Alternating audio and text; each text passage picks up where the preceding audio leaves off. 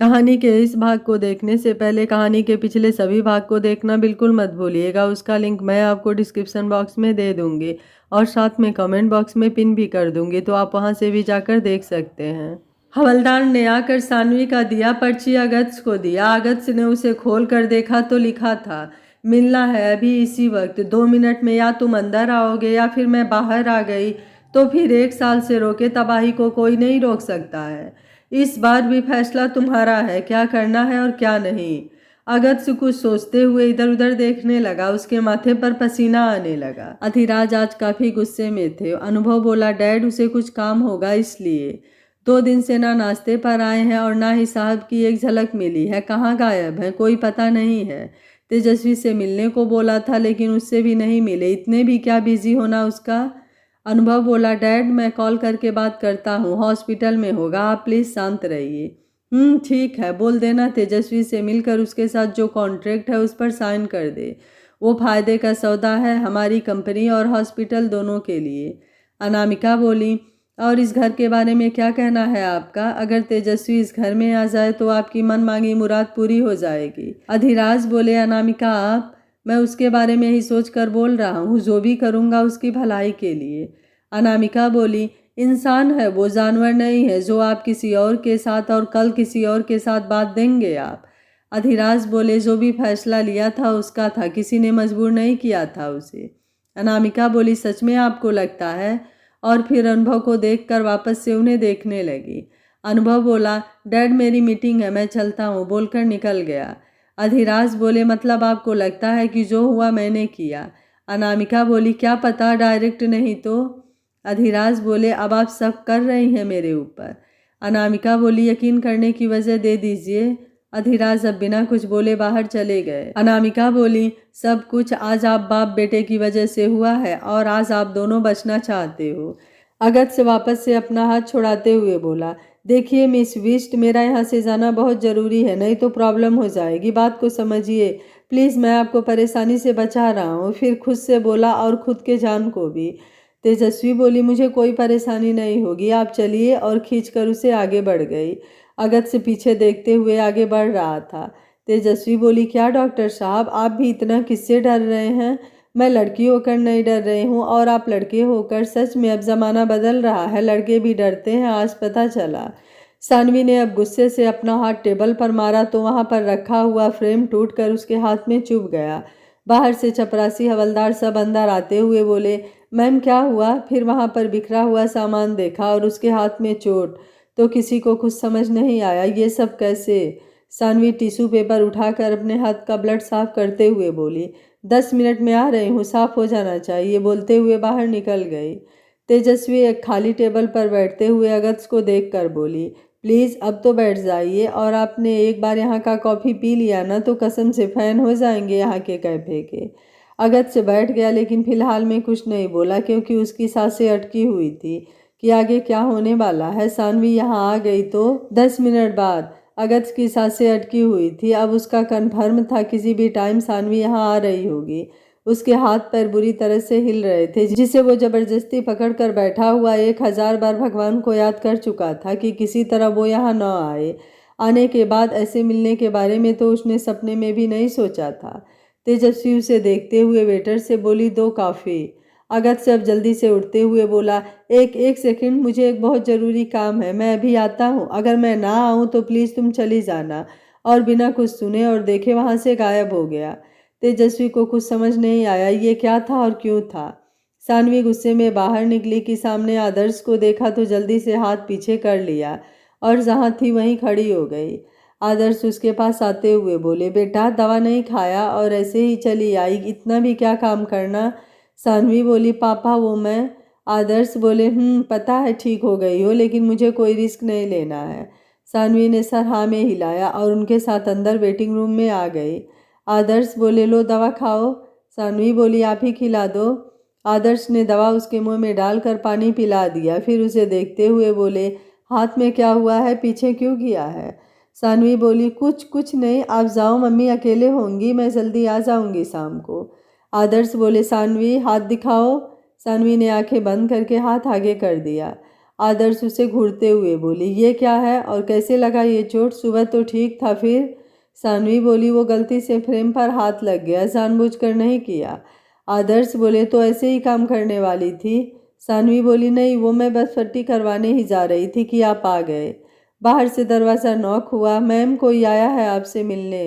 सानवी बोली, मेरे केबिन में बैठा हो, मैं आ रही हूँ। आदर्श बोले, एक सेकेंड, फर्स्ट एड बॉक्स ला कर दो, उसके बाद कहीं जाओ। कुछ देर बाद आदर्श सानवी के हाथ पर पट्टी और जल्दी घर आने को बोलकर चले गए। सानवी उठते हुए बोली, आपकी किस्मत आज कुछ ज़्यादा ही अच्छी थी डॉक्टर साहब, पापा ने बचा लिया आपको, वरना मुलाकात हो ही जाती। लेकिन चलिए, कोई नहीं, जल्दी मिलेंगे, बोलकर अपने हाथ को देखा और अंदर आई और बिना अगल बगल देखे आकर चेयर पर बैठते हुए बोले, पांडे, तस्वीर कहाँ है यहाँ पर जो रखा हुआ था? जब सामने इंसान हो तो तस्वीर की क्या ज़रूरत है? आवाज़ की तरफ देखा तो बगल में सोफे पर सर नीचे किए हुए अगत्य बैठा हुआ था। सानवी उठ गई तो अगत्य ने उसकी तरफ देखा। दोनों एक दूसरे को देख रहे थे। बड़ी हुई बियर्ड, आंखों के नीचे हल्का गड्ढा, जैसे रात रात भर जगा हो। जैसे जैसे सानवी उसकी तरफ आ रही थी, सांसों में एक अजीब सी बेचैनी हो रही थी। पूरे 1 साल बाद उसे देख रहा था। मन तो किया कि सीने से लगा ले, लेकिन वैसे ही खड़ा रहा। आंखें थोड़ी थकी थकी सी लग रही थी, बाकी सब कुछ आज भी वही है। वही एटीट्यूड, वही पर्सनालिटी, सब कुछ, 1 इंच भी चेंज नहीं। अगत्य अचानक से दूसरी तरफ देखते हुए बोला, क्यों बुलाया था? कोई काम है? क्योंकि जहाँ तक मुझे याद है नहीं होगा।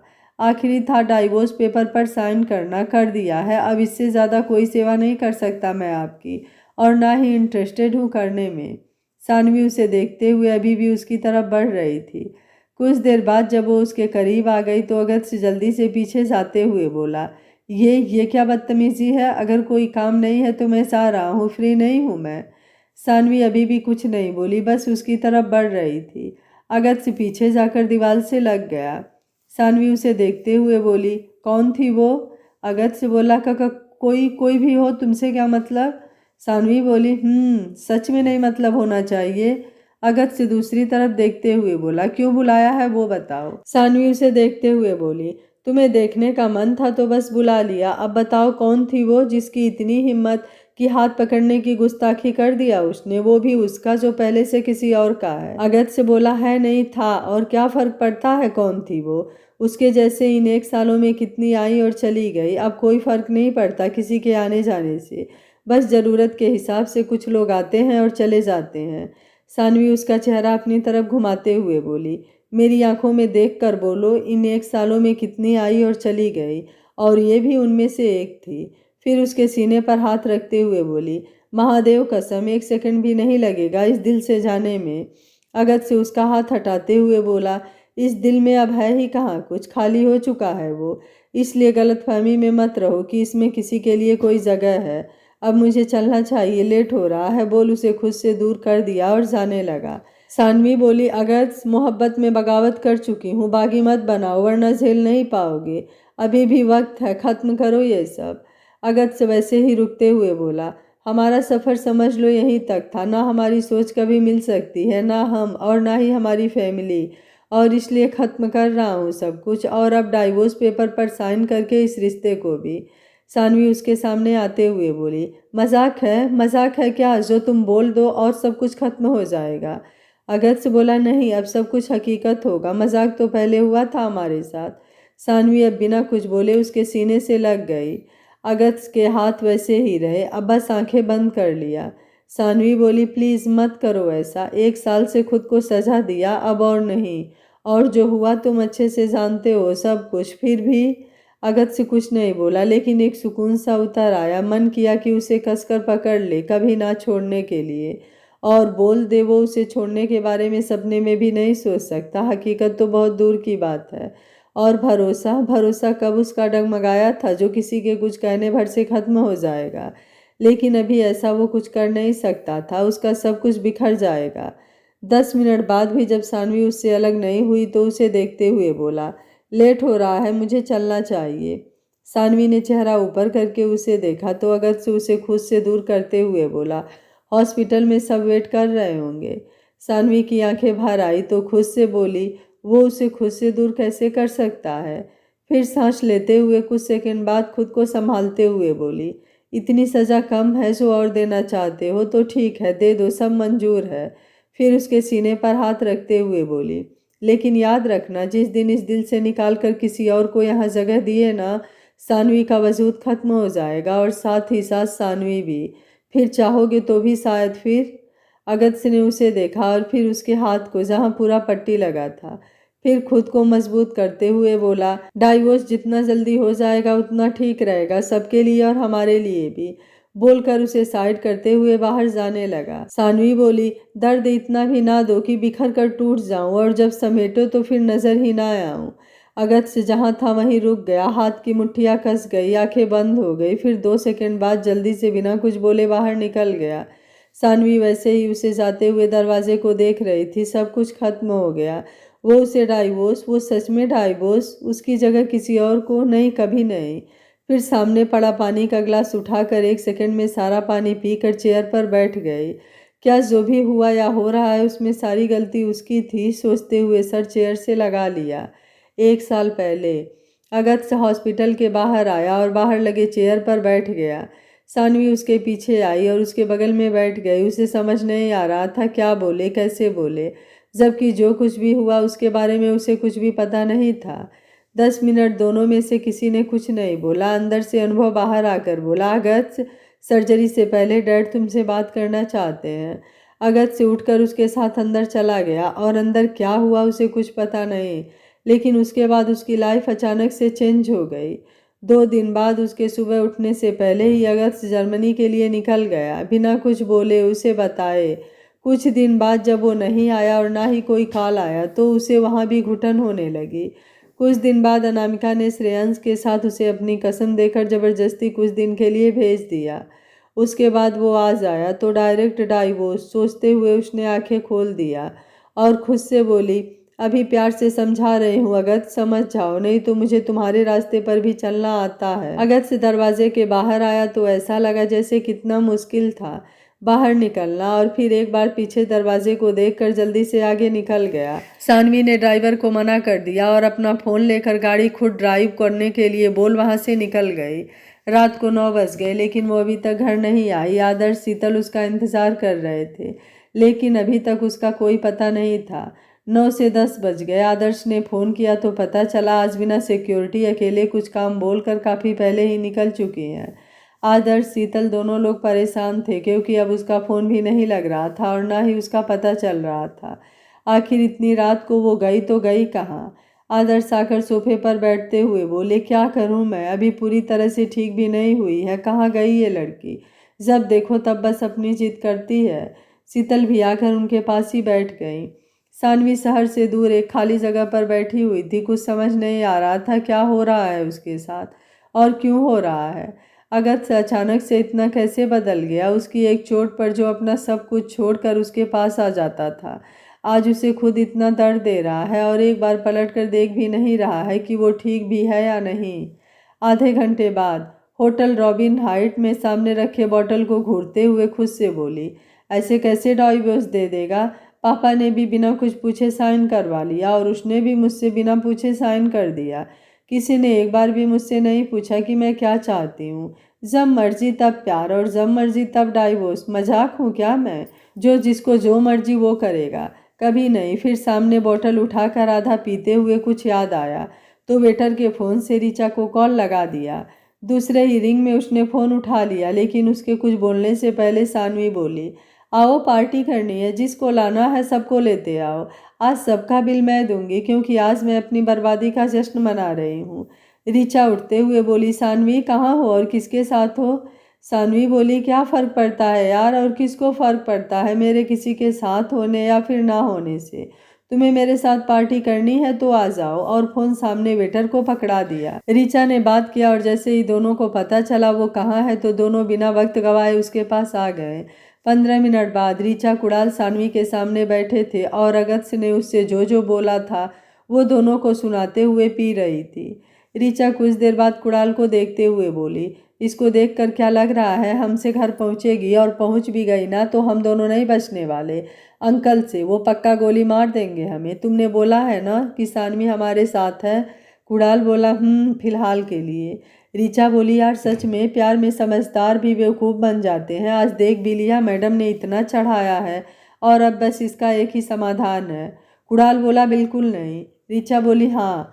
कुणाल बोला सोचना भी मत। ऋचा बोली सोच लिया है, जो कांड किया है वही समेटेगा। कुणाल बोला हम अपने घर लेकर के चलते हैं ना, अंकल से बोल देंगे कुछ काम था इसलिए सानवी हमारे यहाँ है, सुबह आ जाएगी। ऋचा बोली और अंकल नहीं माने तो? कुणाल बोला मैं मना लूँगा, वो मान जाएगी। ऋचा बोली ठीक है तो जाओ, पहले कॉल करके मनाओ अंकल को, फिर देखते हैं क्या करना है। कुणाल बोला तुम इसे देखना, मैं बस 5 मिनट में आ रहा हूँ, बोलकर कुणाल बाहर चला गया। ऋचा ने उसके जाते ही अगस्त को कॉल लगा दिया। अगस्त सबके साथ डिनर कर रहा था, उसका फ़ोन कब से बजे जा रहा था। धीराज उसे देखते हुए बोले फ़ोन तो उठा लो, क्या पता इमरजेंसी हो। अगस्त ने कॉल रिसीव किया तो लाउड म्यूजिक की आवाज़ आ रही थी, तो थोड़ा दूर हटते हुए बोला ऋचा पागल हो गई है क्या, इतना तेज़ म्यूजिक कौन सुनता है यार। ऋचा बोली ओ हेलो, मैं म्यूजिक नहीं सुन रही हूँ, जो तुमने कांड किया है ना वही समेट रही हूँ। और अब बिना वक्त गवाए 5 मिनट में होटल रॉबिन हाइड में आ जाओ, तुम्हारी जान फुल टल्ली होकर बैठी है। अगस्त से बोला वाट, कुछ भी, मैं नहीं आ रहा हूँ, तुम मजाक कर रही हो। फिर सबको देखते हुए धीरे से बोला सानवी और ड्रिंक इम्पॉसिबल। ऋचा सानवी को बस करो ना यार। उधर से सानवी की आवाज़ अगस्त के कानों में गई तो चेहरे के रंग पूरी तरह से उड़ गए। बिना वक्त गवाए जल्दी से टेबल से गाड़ी की चाबी उठाते हुए बोला एक इमरजेंसी है, और फ़ोन को ऑन करके ब्लूटूथ से जोड़कर जल्दी से गाड़ी में बैठकर गाड़ी की स्पीड बढ़ा दिया। ऋचा फ़ोन जेब में रखते हुए बोली अब आएगा मज़ा, आओ बेटा और देखो क्या कांड किया है तुमने। सच में अगस्त से तुमसे ये उम्मीद बिल्कुल नहीं थी। 10 मिनट बाद कुणाल अंदर आते हुए बोला यार कैसे कैसे अंकल को मनाया है, काफ़ी जिद कर रहे थे सानवी से बात करने के लिए। सुबह अगर 6 बजे अगर ये नहीं गई तो वो खुद आ जाएंगे। चलो अब चलते हैं, 11 बज गए हैं। अगस्त से अंदर आते हुए बोला ऋचा कहाँ है सानवी। कुणाल बोला तुम यहाँ क्या कर रहे हो। ऋचा कुणाल का हाथ पकड़ते हुए बोली कुछ देर शांत रहोगे। अगस्त सामने जाओ, देखो यार हम दोनों की बात ही नहीं सुन रही है। अगस्त ने सामने देखा जहाँ सानवी बॉटल सामने रखकर आराम से बैठी हुई थी। अगस्त से उसके पास आते हुए बोला सानवी ये क्या है।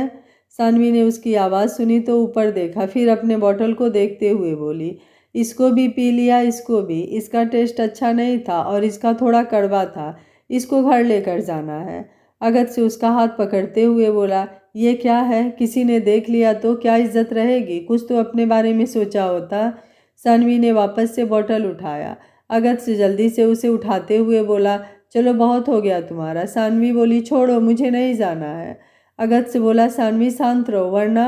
सानवी बोली वरना मैं कूद जाऊंगी, उतारो मुझे, छोड़ो मुझे, किसी से कोई बात नहीं करनी, तुमसे भी नहीं। अगस्त से बोला सानवी चलो, बॉटल चाहिए ना, गाड़ी में रखा हुआ है ढेर सारा, तुम्हें दूंगा, रात भर पीना आराम से बैठकर। सानवी बोली नहीं। अगस्त से बोला प्रॉमिस। सानवी बोली लेकिन मुझे तुम चाहिए, अब मुझे अकेले नहीं रहना है, तुम जो बोलोगे मैं करूँगी ना, लेकिन मुझे तुम्हारे साथ रहना है। अगस्त ने उसे देखा और बाहर आकर अपनी गाड़ी में बैठा कर सीट बेल्ट लगाते हुए बाहर निकलने लगा। सानवी बोली फिर से जा रहे हो मुझे छोड़कर, प्लीज़ मत जाओ ना। अगस्त अपना हाथ छुड़ाते हुए बोला कहीं कहीं नहीं जा रहा हूँ, बस 2 मिनट में आ रहा हूँ। सानवी बोली सच बोल रहे हो। अगस्त बोला और गेट बंद करके ऋचा को देखते हुए बोला कहाँ लेकर जाना है। ऋचा बोली तुम्हारी बीवी, तुम समझो, वैसे अंकल को पता नहीं है। कुणाल ने झूठ बोला है कि सानवी हमारे साथ है, सुबह आने को बोले हैं। अगस्त बोला उन्हें मेरा पता चला गया तो भूकंप आ जाएगा।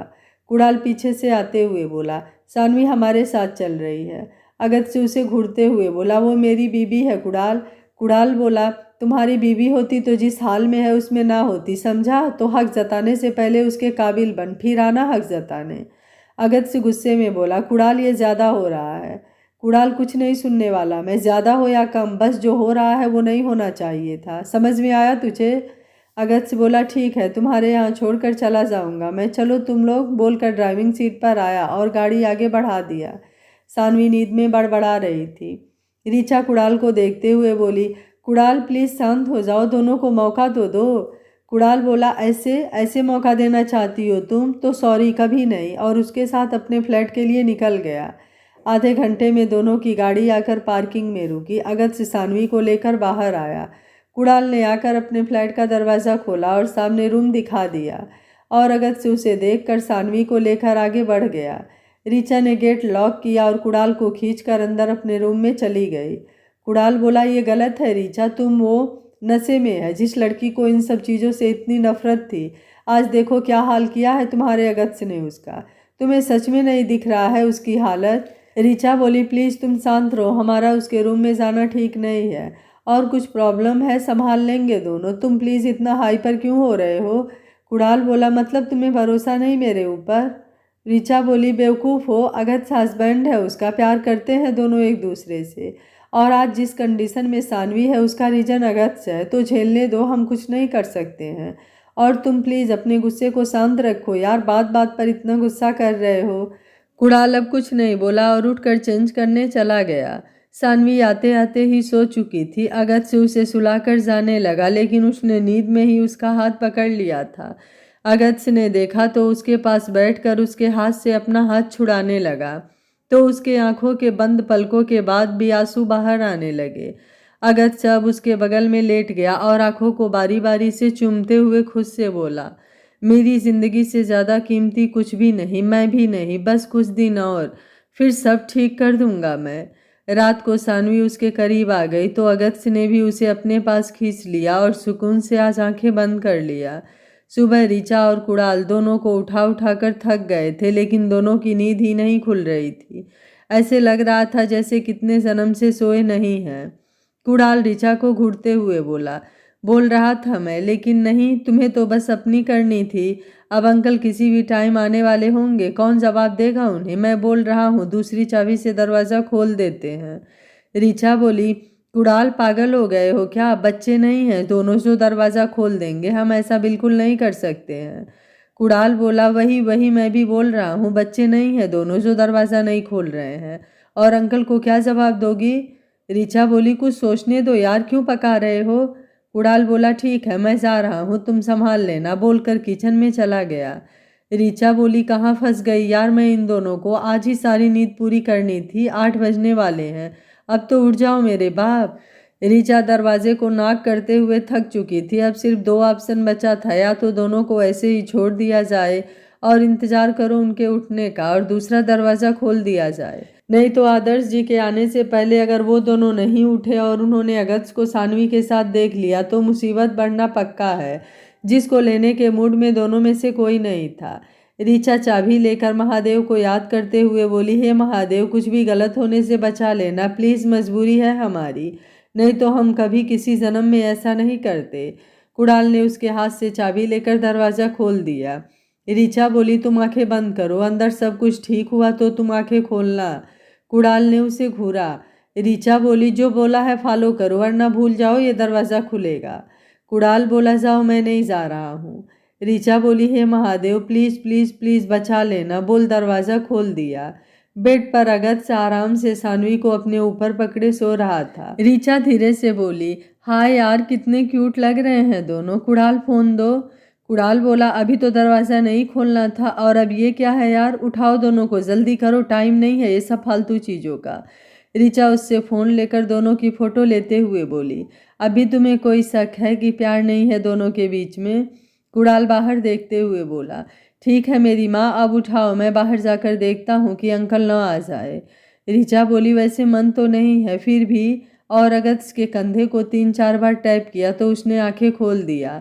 ऋचा बोली, प्लीज़ उठ जाओ, 8 बजने वाले हैं, अंकल ने तुम्हें यहाँ देख लिया ना तो तबाही मचा देंगे, प्लीज़। अगत्य जल्दी से उठने को हुआ, लेकिन अपने ऊपर सानवी को देखा तो फिर ऋचा को देखने लगा। ऋचा बोली, आराम से और जल्दी से बाहर जाओ, ससुर जी आने वाले हैं, और तुम्हारी बीवी भी उठ गई ना तो सोच भी नहीं सकते हो, सबका स्वागत एक साथ हो जाएगा, वो भी लात घूसे से, और अगर बचना चाहते हो तो 9-11 हो जाओ, और जितना जल्दी, बोलकर बाहर निकल गई। अगत्य ने सानवी को देखा और उसे बेड पर सुलाते हुए उसका सर हल्का सा चूमते हुए बोला, आई लव यू, थोड़ा सा सब्र करो, मैं सब ठीक करने की कोशिश कर रहा हूँ, शायद थोड़ा सा वक्त लग जाए, भरोसा रखना प्लीज़। और फिर उसका हाथ देखते हुए जल्दी से उठकर बाहर चला गया। बाहर ऋचा से बाद में बात करने को बोलकर वहाँ से निकल गया। सानवी अभी भी आराम से सो रही थी। 10 मिनट बाद आदर्श ने डोरबेल बजाई तो ऋचा ने जाकर दरवाज़ा खोला और नमस्ते करके उन्हें अंदर लाई। कुणाल चाय लेकर उन्हें देते हुए बोला, अंकल वो सानवी सो रही है। ऋचा बोली, जगा दो। आदर्श जी बोले, लेकिन अभी तक वो ठीक तो है ना?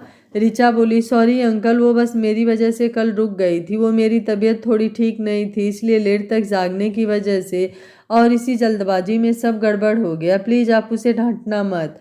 आदर्श जी बोले, बेटा तो हमें कॉल कर लेती, शीतल आ गई होती, हम दोनों कितना परेशान हो गए थे। उसका फ़ोन भी नहीं लग रहा था, दवा भी नहीं लिया था उसने, हाथ में भी चोट लगी है। ऋचा बोली, सॉरी अंकल, मैं उठाती हूँ, बस 2 मिनट। तब तक सानवी बाहर आ गई और सामने आदर्श जी को देखा तो जहाँ थी वहीं खड़ी हो गई और अगल बगल देखा, फिर ऋचा कुणाल को, मतलब वो उनके घर पर है, लेकिन यहाँ कब कैसे आई वो तो सोचने से ही उसका सर फटने लगा। आदर्श उठते हुए बोले, सानू तबीयत तो ठीक है ना बेटा? आंखें क्यों लाल है? सब ठीक है ना? और ये क्या हाल बना रखा है? फ़ोन कहाँ है तुम्हारा? ऋचा ने कुणाल को देखा। कुणाल बोला, अंकल ऋचा चेक कर ले रही है, आप टेंशन क्यों ले रहे हैं? रात को देर तक जागने से आंखें लाल होंगी। ऋचा ने सानवी को इशारा किया तो उनके पास आते हुए बोली, पापा मैं ठीक हूँ। आदर्श ने कुछ देर तक उसकी तरफ ध्यान से देखा, उसके बाद बोले, मैं नीचे वेट कर रहा हूँ, आ जाओ, घर चलकर बात करेंगे। बोलकर बिना कुछ सुने बाहर निकल गए। सानवी ऋचा को देखते हुए बोली, मैं यहाँ कैसे? ऋचा बोली, रात को आप कहाँ थी मैडम, पता भी है? और मुझे तो अब डर लग रहा है कहीं अंकल को पता न चल गया हो कि तुमने। सानवी बीच में बोली, मेरा फ़ोन? कुणाल ने उसका फ़ोन दिया तो दोनों से बाद में मिलने को बोलकर बाहर जाने लगी। ऋचा बोली, सानवी तुम ठीक हो ना? सानवी बोली, सांसें चलने का नाम अगर ज़िंदगी है तो हाँ ठीक हूँ, इससे ज़्यादा मत पूछना, क्योंकि इससे ज़्यादा मैं बता नहीं पाऊँगी, और रात के लिए थैंक यू, बोलकर निकल गई। आधे घंटे में दोनों लोग घर आए, लेकिन आदर्श ना तो रास्ते में और ना ही अभी कुछ बोले। घर आकर चुपचाप अपने रूम में चले गए। सानवी भी अपने रूम में जाकर तैयार हुई। कुछ देर बाद बाहर आई और डाइनिंग टेबल पर बैठ गई। शीतल उसका नाश्ता लगाते हुए बोली, सानू ये सब क्या है? रात भर तुम ऋचा के साथ क्या कर रही थी? और जाना था बेटा तो बता कर जाती, ऐसे अचानक जाने का क्या मतलब? हम लोग पता है कितने परेशान थे। और तुम्हारा फ़ोन? आदर्श अपने रूम से बाहर आते हुए बोले, ऋचा बीमार थी इसलिए सानवी उसके साथ थी, है ना बेटा? बोल उसके सामने आकर बैठ गए। सानवी चाय का एक सिप लेते हुए बोली, नहीं पापा ऐसा कुछ नहीं है। आदर्श के चेहरे पर संतुष्टि आ गई। वो चाहते थे कि उनकी बेटी जो भी है सच बोले, क्योंकि वो समझ गए थे कि ऋचा और कुणाल ने झूठ बोला था। शीतल जी बोली, तो फिर तुम वहाँ क्या कर रही थी? सानवी बोली, सॉरी वो मैं। उसके आगे क्या बोले कुछ समझ नहीं आया तो शब्द अधूरा छोड़ दिया। आदर्श जी उसके चेहरे को ध्यान से देख रहे थे कि आगे वो क्या बोलने वाली है, क्या जो वो सोच रहे थे वही या फिर कुछ और। शीतल जी बोली, लेकिन बात क्या है बेटा, ये तो बोलो। सानवी दोनों लोगों को बारी बारी से देखते हुए बोली, कल अगस्त से ऑफिस में मिला था और आदर्श और शीतल जी उसे देख रहे थे, उसके चेहरे का रंग बदल रहा था। सानवी बोली, वो डाइवोर्स चाहता है, वो भी जल्द से जल्द। आदर्श के हाथ गुस्से से कस गए, लेकिन अभी भी कुछ नहीं बोले, शांति से उसे देख रहे थे। सानवी ने उनकी तरफ देखा तो आदर्श सब उठते हुए बोले, बस अब और नहीं, हम यहाँ से जाएंगे और अब तुम अपना ट्रांसफ़र जितना जल्दी हो सके होने के लिए एप्लीकेशन दे दो। सानवी बोली, पापा मेरी बात तो सुनिए। आदर्श बोले, नहीं अब नहीं, बहुत हो गया, उसे जो करना था कहना था कर चुका, अब और नहीं। सानवी अभी भी वैसे ही बैठी रही, अब कुछ नहीं बोली तो वो अपने रूम में चले गए। शीतल उसके सर पर हाथ रखते हुए बोली, बेटा बात क्या हुआ है? वो ये सब क्यों कर रहा है? कुछ तो कहा होगा उसने। सानवी बिना कुछ बोले नीचे देख रही थी। शीतल बोली, सानू कुछ तो बोलो बच्चा, क्या हाल बना लिया है तुमने अपना? मेरी बेटी इतनी कमज़ोर तो नहीं थी। सानवी उठते हुए बोली, ऑफिस के लिए लेट हो रहा है, आप अपना और पापा का ध्यान रखना, मैं ठीक हूँ, शाम को मिलती हूँ, बोलकर बाहर निकल गई। अगस्त से घर आया तो पीछे से अनामिका उसे रोकते हुए बोली, कहाँ गए थे जो रात भर नहीं आए? अगस्त वैसे ही बोला, मॉम कुछ काम था। अनामिका बोली, वही पूछ रही हूँ, कौन सा काम था? अगस्त बोला, मॉम वो हॉस्पिटल में एक इमरजेंसी थी। अनामिका बोली, सच बोल रहे हो ना? अगस्त बोला, मॉम झूठ क्यों बोलूँगा मैं आपसे? अनामिका बोली, क्योंकि हॉस्पिटल से फ़ोन आया था कि तुम वहाँ नहीं थे, इसलिए पूछ रही थी। बाकी तुम? अगस्त्य बोला, वो मैं। उम्मीद है जहाँ भी रहे होगे अच्छी तरह रहे होगे, बाकी मुझे कुछ नहीं सुनना, अनामिका ने कहा। अगस्त्य ने सर हाँ में हिलाया और अपने रूम में चला गया। सानवी ऑफिस आई, लेकिन सर में दर्द अभी भी हो रहा था। इसी सब में नाश्ता भी ठीक से नहीं किया। कुछ देर में चपरासी आकर उसके टेबल पर नींबू पानी रख कर चला गया। सानवी ने उस पर ज़्यादा ध्यान नहीं दिया। 10 मिनट बाद उसके फ़ोन में ऋचा का मैसेज आया, नींबू पानी पी लेना, सर दर्द खत्म हो जाएगा। सानवी ने फ़ोन देखा और फिर सामने पानी को देखते हुए खुद से बोली, अब इसकी कोई ज़रूरत नहीं है। जब दर्द मैंने खुद लिया है तो अब इसे सहूँगी भी मैं। बोल गुस्से में ग्लास फेंक दिया। शीतल आदर्श जी के पास आते हुए बोली, क्या सोच रहे हैं? आदर्श बोले, बेटी को बर्बाद होते हुए देख रहा हूँ। आपको पता है कल उसने क्या किया, क्यों घर नहीं आई थी? शीतल जी बोली, बताया तो? आदर्श गुस्से में बोले, नहीं नहीं बताया उसने। शीतल बोली, मतलब? ड्रिंक किया था आपकी बेटी ने। आप भी कुछ भी बोलते हैं, गलती हुई होगी आपसे। आदर्श जी बोले, आंखें देखकर पढ़ सकता हूँ, और वो तो मेरी बेटी है, उसके दिल और दिमाग में कब क्या चल रहा है पूरी खबर होती है मुझे। अगस्त्य से मिलने के बाद खुद को संभाल नहीं पाई, इसलिए उसने। शीतल जी बोली, तो बात कीजिए ना अगस्त्य से कि वो ये सब क्यों कर रहा है। आदर्श जी बोले, सिंपल, अपने बाप का बदला ले रहा है, या ये कहिए कामयाब हुआ मेरी बेटी को अपने प्यार में बर्बाद करके। मन तो कर रहा है गोली मार दूँ उसे, लेकिन मजबूरियों ने हाथ बांध रखा है। अगस्त्य तैयार होकर हॉस्पिटल आ गया, लेकिन दिल दिमाग दोनों सानवी के पास था। समझ नहीं आ रहा था क्या करे। उसके आंसू, उसकी चोट, उसकी बातें जैसे एक एक सेकंड की उसकी सांसें छीन रही थी। तो गुस्से में हाथ दीवार पर मारते हुए बोला, सब मेरी वजह से हो रहा है। ना मैं उससे मिला होता और ना आज ये सब होता। 2 सेकंड बाद उसका दरवाज़ा नॉक हुआ तो खुद को शांत करते हुए बोला, कम इन। तेजस्वी अंदर आते हुए बोली, हेलो, गुड मॉर्निंग डॉक्टर साहब। अगस्त्य बोला, गुड मॉर्निंग। तेजस्वी बोली, क्या हुआ, आप इतना ठंडा रिएक्शन क्यों दे रहे हैं?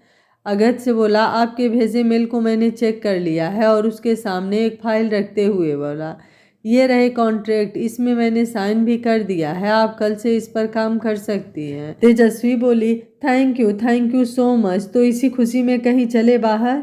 अगस्त्य बोला, नहीं, मेरा मूड नहीं है, अब आपका काम हो गया तो जा सकती हैं। बोलाकर बैठने को हुआ कि तेजस्वी जल्दी से उसके पास आते हुए बोली, बिल्कुल नहीं, आज मैं आपकी कोई बात नहीं सुनने वाली, आज तो आपको चलना ही होगा। अगस्त्य कुछ बोलता उससे पहले ही उसका हाथ पकड़ते हुए बोली, प्लीज प्लीज चलिए ना, बस एक कप कॉफ़ी। अगस्त्य कुछ बोलता उसके पहले ही उसका दरवाज़ा खुल गया और सामने सानवी हाथ में डाइवोर्स पेपर लेकर अंदर आ गई। तेजस्वी को अगस्त्य का हाथ पकड़े देखा तो अब कुछ नहीं बोली, लेकिन अगस्त्य ने जल्दी से अपना हाथ उसके हाथ से खींच लिया। तेजस्वी उसे देखते हुए बोली, आप यहाँ? अगस्त्य सानवी को देख रहा था, आंखें लाल थी, लेकिन चेहरे पर अभी कोई गुस्सा नहीं था। तो खुद से बोला, इतना शांत क्यों है, क्या करने वाली है आज? तेजस्वी बोली, आई थिंक मुझे चलना चाहिए। सानवी अगस्त्य को देखते हुए बोली, सॉरी। अगस्त्य खुद से बोला, सानवी और सॉरी? सानवी अब तेजस्वी को देखते हुए बोली, आई एम सॉरी मिस, जो भी हो आप, लेकिन अब आप अपना कंटिन्यू नहीं कर पाएंगी। फिर फाइल टेबल पर पटकते हुए अगस्त्य को देखकर बोली, हक, अधिपत्य, अधिकार सब तुम्हें वापस दे रही हूँ, ऐसा समझने की गलती बिल्कुल मत करना। साइन चाहिए था ना, कर दिया, लेकिन आज़ादी कभी नहीं मिलेगी, ये बात अच्छे से याद रखना। अगस्त्य अभी भी उसे देख रहा था। तेजस्वी को ये सब कुछ अजीब लगा तो वो दोनों को एक नज़र देखकर बिना कुछ बोले बाहर चली गई। 2 मिनट शांत रहने के बाद सानवी उसे देखकर बोली, कितनी जल्दी तुमने अपनी ज़रूरतें पूरी कर ली, और मैं बेवकूफ़ उसे प्यार समझ बैठी। लेकिन कोई बात नहीं, सानवी शर्मा फिर भी तुमसे किया अपना हर एक वादा पूरा करेगी। बर्बाद होना है तो मैं अकेले ही क्यों, सब होंगे। मेरी फैमिली अकेले सफ़र क्यों करेगी, दोनों की क्यों नहीं? अगस्त्य को कुछ समझ नहीं आ रहा था, क्या बोले और क्या चल रहा है उसके दिमाग में। सानवी ने देखा जब उसने कुछ नहीं बोला तो गुस्से में उसका कॉलर पकड़ते हुए बोली, सच में प्यार नहीं था, है ना?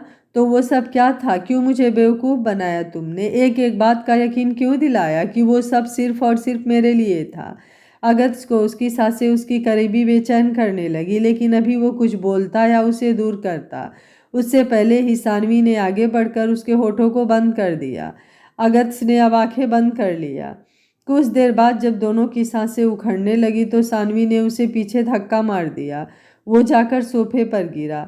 सानवी सर ऊपर करके सांसें ले रही थी। गुस्से से पूरा चेहरा जैसे जल रहा था। अगत्य उसे खुद को कंट्रोल करते हुए देखे जा रहा था। इस समय कुछ बोलना उसके गुस्से को और बढ़ाना था, इसलिए बस शांति से उसे देख रहा था। 2 मिनट बाद उसके पास झुकते हुए बोली, तो अब बताओ कितने लोग हैं जो यहाँ तक पहुँचे हैं या फिर यहाँ से भी आगे बढ़ गए हों? अगत्य से उठते हुए बोला, ये सब क्या है? कल ड्रिंक किया और आज? सानवी आंखें छोटी करती हुई उसे घूरते हुए बोली, अभी तक सिर्फ और सिर्फ शरीफी दिखाई है, लेकिन अब वो होगा जो ना तुमने इमेजिन किया होगा और ना ही मिस्टर अधिराज रावत ने। फिर कुछ सोचते हुए बोली, वैसे तुम्हें कैसे पता है कि मैंने? अगत्य जल्दी से उसे खुद से दूर करते हुए बोला, ऋचा ने बताया कि तुमने। सानवी बोली, जल्दी मिलूंगी, तब तक के लिए जैसे आज तक किसी को पास नहीं आने दिया, आगे कुछ घंटे और संभाल लो।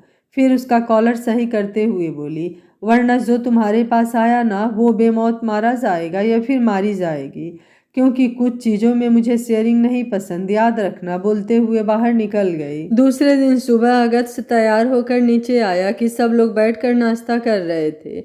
आज अनामिका भी बैठी थी, लेकिन कोई किसी से कुछ भी बोल नहीं रहा था। टेबल पर शांति थी। 10 मिनट बाद अधिराज अगत्य को देखते हुए बोले, तेजस्वी कैसी लगी तुम्हें? अगत्य उन्हें देखने लगा और बाकी सब लोग भी। अधिराज बोले, बस ऐसे ही पूछ रहा हूँ, तुम्हारी जनरेशन की है तो इसलिए। अगत्य बोला, ठीक है, मैंने ज़्यादा बात नहीं किया उससे। कुछ देर बाद बाहर से गाड़ियों की आवाज़ आई। अनुभव बोला, कौन हो सकता है इस समय? अधिराज या फिर कोई कुछ समझता। उससे पहले ही सानवी दरवाजे पर अपने सारे सिक्योरिटी को रोकते हुए अंदर आ गई। उसे देखकर सब लोग जो जहाँ था वहीं खड़े हो गए। अगत्य को छोड़कर वो अभी भी वैसे ही बैठा हुआ था। बाकी किसी को कुछ समझ नहीं आ रहा था। अधिराज आगे बढ़ते हुए बोले, तुम यहाँ क्या कर रही हो?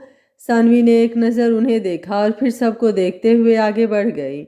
अधिराज बोले, ये मेरा घर है और बिना मेरी परमिशन तुम? सानवी उनकी तरफ घूमते हुए बोली, शांत ससुर जी, शांत। आपका घर है इसलिए नहीं आई हूँ यहाँ पर, बल्कि मेरा भी कुछ है यहाँ पर इसलिए आई हूँ। अधिराज गुस्से में तमतमाते हुए बोले, तुम्हारे यहाँ कुछ भी नहीं है, इसलिए निकलो यहाँ से। और सानवी बोली, क्यों हार्ट फेल करवाना चाहते हो? शांत हो जाइए, मुझे आपके घर में कोई इंटरेस्ट नहीं है, लेकिन जो मेरा है उसमें अब किसी को कोई इंटरेस्ट नहीं देने वाली मैं। फिर आकर अनामिका के पैर छूते हुए गले मिली। अगत्य अभी भी बैठा हुआ था, उसकी बात सुन रहा था। सानवी ने एक नज़र अगत्य को देखा, फिर अनामिका को देखते हुए बोली, माँ, क्या हाल बना लिया है आपने? थोड़ा ध्यान दीजिए अपना, अब मैं जल्दी आने वाली हूँ। अनामिका उसके चेहरे को हाथ में लेते हुए सर चूमते हुए बोली, तुम ठीक हो? सानवी बोली, मुझे क्या हुआ है, मैं तो बिल्कुल ठीक हूँ, आपके सामने हूँ, देख लीजिए। बाकी आपको कोई कमी दिख रही है तो आप बता सकती हैं।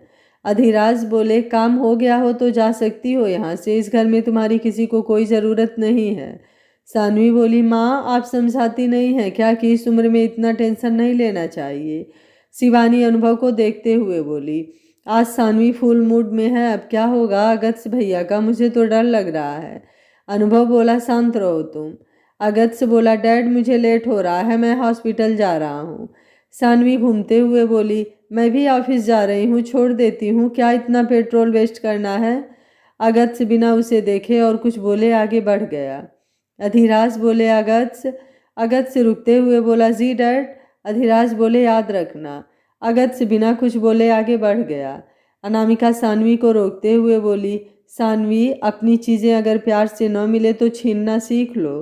फिर अधिराज को देखते हुए बोली, वरना कुछ लोग तुम्हारा इतना फ़ायदा उठाएंगे जब तक तुम टूट ना जाओ। सानवी बोली, थैंक यू माँ, मैं याद रखूंगी, लेकिन अभी तक किसी में इतनी भी हिम्मत नहीं जो सानवी अगत्य रावत को तोड़ सके।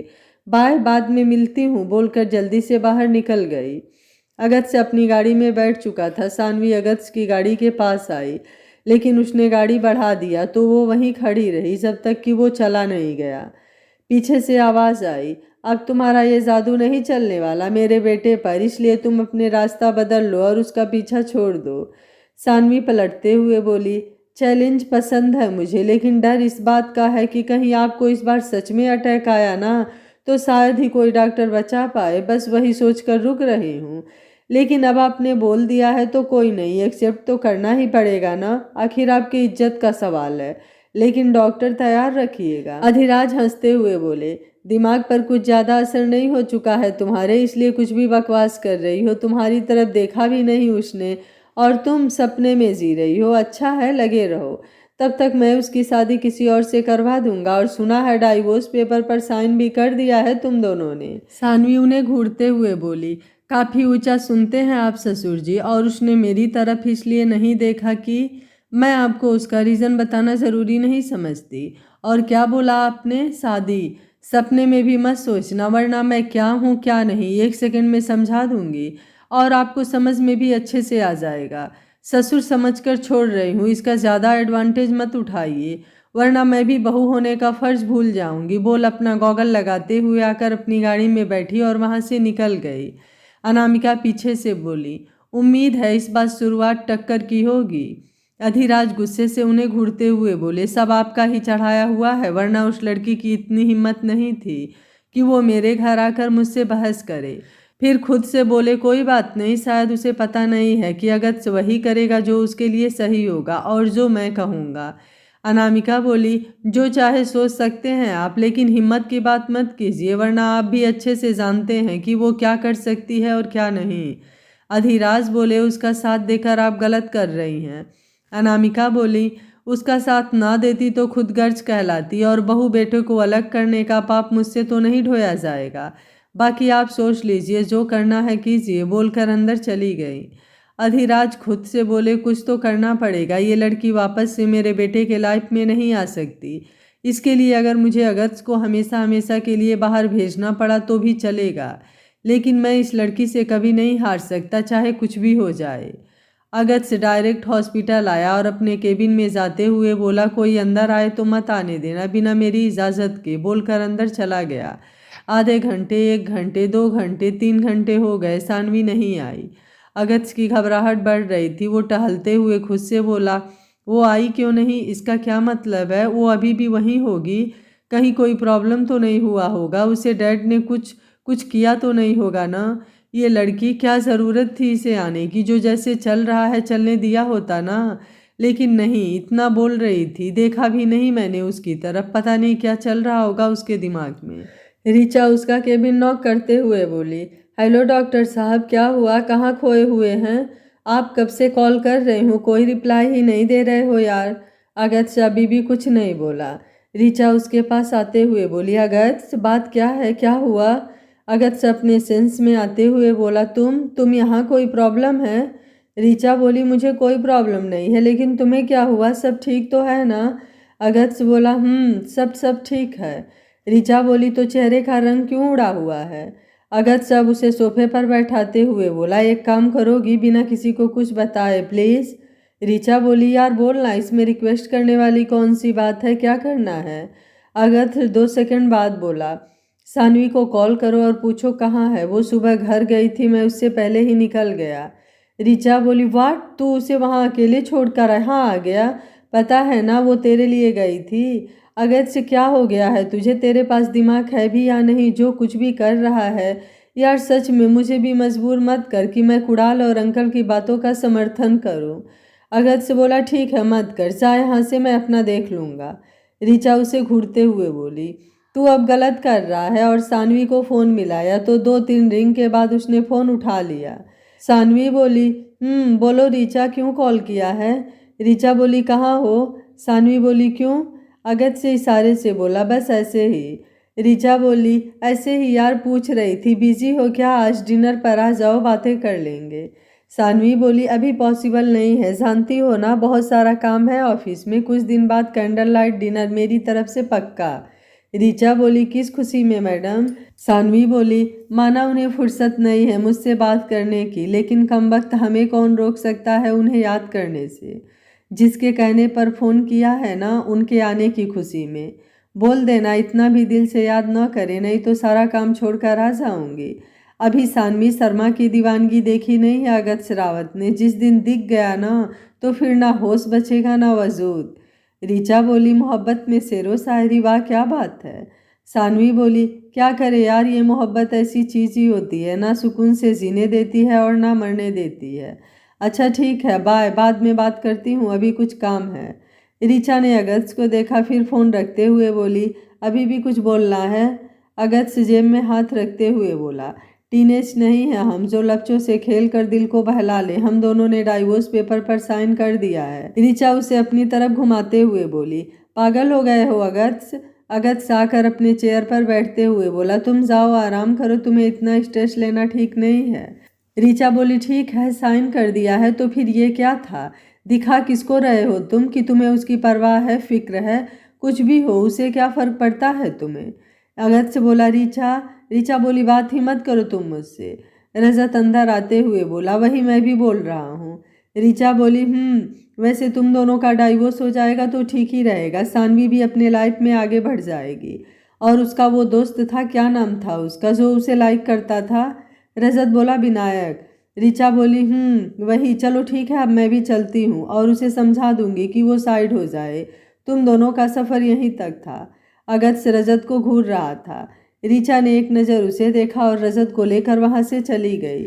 रात को अधिराज परेशान होकर हाल में चक्कर काट रहे थे, क्योंकि अगस्त अभी तक घर नहीं आया था। उन्हें समझ नहीं आ रहा था वो इतना देर क्यों लगा रहा है, अभी तक तो उसे आ जाना चाहिए। और उनके परेशान होने का एक सबसे बड़ी कारण थी सानवी, उन्हें अच्छा खासा धमकी देकर गई थी। अनुभव बोला, डैड वो आ जाएगा, आप इतना टेंशन क्यों ले रहे हैं? अधिराज बोला, मुझे टेंशन उसकी नहीं, उस लड़की की है। मुझे पता है वो फिर से मेरे बेटे को फंसाने की कोशिश जरूर करेगी। सानवी अंदर आते हुए बोली, क्या बात है ससुर जी, मेरा नाम लिया जा रहा है तो मैंने सोचा ठीक है, तो फिर मैं भी यहीं आ जाती हूँ, आखिर ये मेरा भी घर है। अधिराज और बाकी सब ने देखा तो सानवी अपने बैग के साथ अंदर आते हुए बोली, स्वागत नहीं करेंगे? अधिराज गुस्से से उसे घूर रहे थे, बाकी सब लोग भी उसे ही देख रहे थे। अनामिका के चेहरे पर आज 1 साल बाद सुकून दिख रहा था। अधिराज ने आखिर अपने बेटे के साथ ऐसा क्या चाल खेला कि अगस्त ने अपनी जिंदगी ही दांव पर लगा दिया। अगस्त आखिर सानवी को सच्चाई क्यों नहीं बता रहा है? वह सानवी के लिए इतना परेशान क्यों है? क्या अधिराज की सारी सच्चाई घर वालों के सामने आ जाएगी? सानवी और अनामिका को जब अधिराज के सच के बारे में पता चलेगा तो क्या होगा, जानने के लिए देखते रहिए कहानी का अगला भाग। कहानी बहुत ही इंटरेस्टिंग मोड़ पर पहुंच चुकी है और कहानी का लास्ट एपिसोड भी बहुत जल्द ही आने वाला है। अगर आप लोग कहानी को एंजॉय कर रहे हैं तो वीडियो को लाइक, शेयर एंड चैनल को सब्सक्राइब कर लीजिएगा। Thank you for watching. मिलते हैं कहानी के अगले भाग में।